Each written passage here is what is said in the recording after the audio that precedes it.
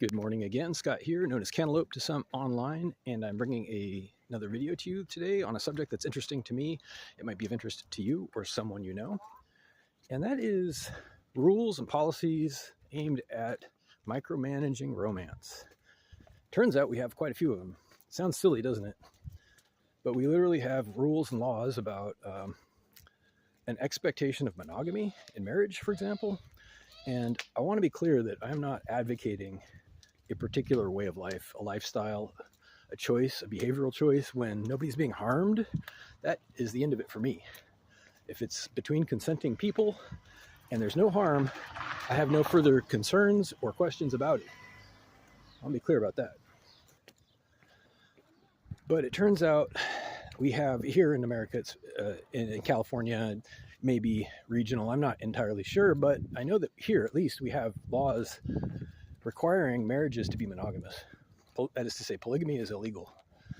Having multiple wives, for example, is illegal here. And logically, I want to just look at the implications. There are some logical conclusions from this model, if you will. And it ties into the idea that any unilateral rule applied to everybody will be unfair to somebody. And, before you invoke all of your memories about stories regarding Mormons and whatnot, this isn't about that, not even remotely. This is hopefully a scientific, objective analysis of the logical implications of requiring monogamy legally. So immediately, it calls into question, do people have an instinctive, natural impulse to be monogamous or polyamorous, if you know what that means? And I don't have the answer to that in terms of research data, but I do know there are plenty of examples of failed marriages, and the vast majority of them revolve around some kind of either infidelity or broken heart, which if you look at the requirement for monogamy, there are only three possible outcomes. Either a person stays with the other person forever, it's the expectation, right? Or a person breaks their own heart when they fall in love with someone else, or they break the heart of the spouse, or they cheat, right? There's logically no other possibility. So I want to comment on this real quick, because this also calls into question the difference between men and women. If one is to conclude from these facts that it is somehow appropriate ever for there to be multiple spouses, one might assume that the same is true for men and women. And this also ties into the equality arguments and concerns and assumptions, big assumptions, that men and women are the same, should be the same. But there's a practical problem. There's a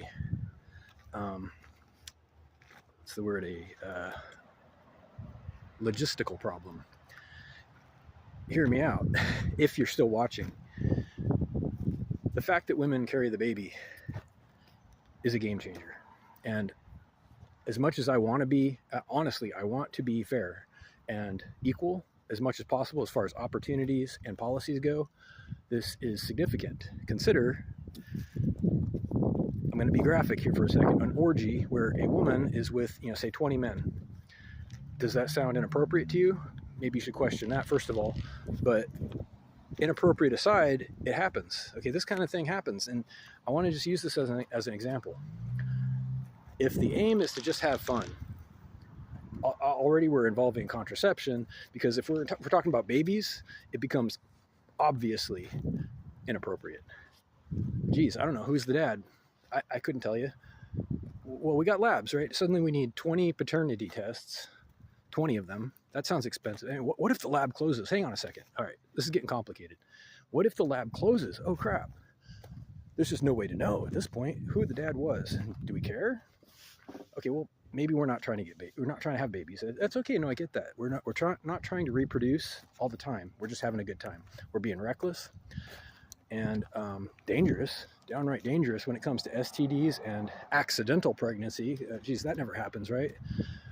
All right, so you're starting to see the picture here. Women are different because they carry the baby. For 9 months, there's no question about who the baby came from when it's a question about the mother. The very next day, we may not know who the dad is. 5 minutes later, we may not know. Shoot, it's not clear. That's the problem. And it matters. It turns out it matters a lot. What family is responsible for that child? Unless children aren't even part of the equation, which creates a new situation, doesn't it? At that point, you're having sex for other reasons than reproduction, categorically.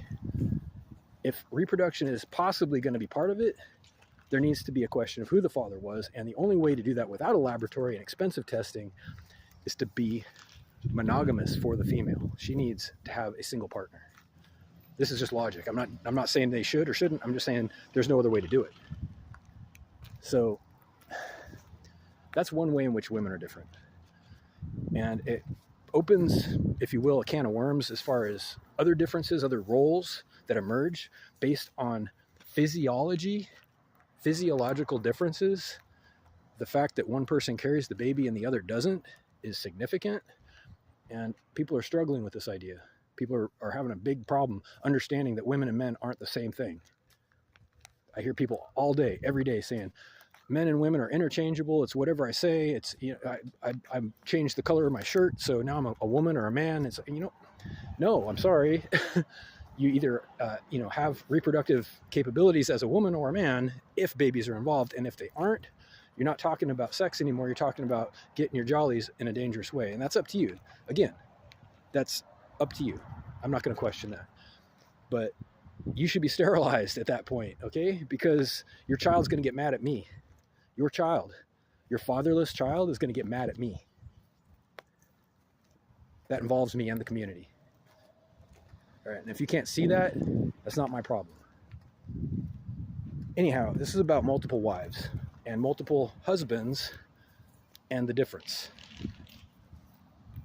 I think that we evolved in a very different way than we see domestically currently, where the expectation is you either get married or you never settle down and you just use contraception or whatever forever. I think that that's ridiculous. It's unnatural and it's unrealistic. It's unfair to legally require a man to cheat or break someone's heart. And that's where we're at with it. It is unacceptable. Men are not women and vice versa. And it's okay. One isn't better. They complement each other. Ideally, I would hope. I feel passionately about this because I hear so much confusion and people fighting about it, rallying in the streets, celebrating that everyone is the same, and it's all bullshit. Pardon me. That is bullshit. You can choose your lifestyle. You can, if you were born in the wrong body, if you were born in the wrong gender, I understand. I respect that. You have my unswerving respect and support. But to say that all men and women are the same, no. I'm sorry, that's not true. Okay, there are realistic concerns. Anyway, I don't really care if you appreciate this or like it or agree with it. This is the truth. This is logical truth, and you will either understand it or you won't. And I don't like building a society that requires laboratories. What if they close?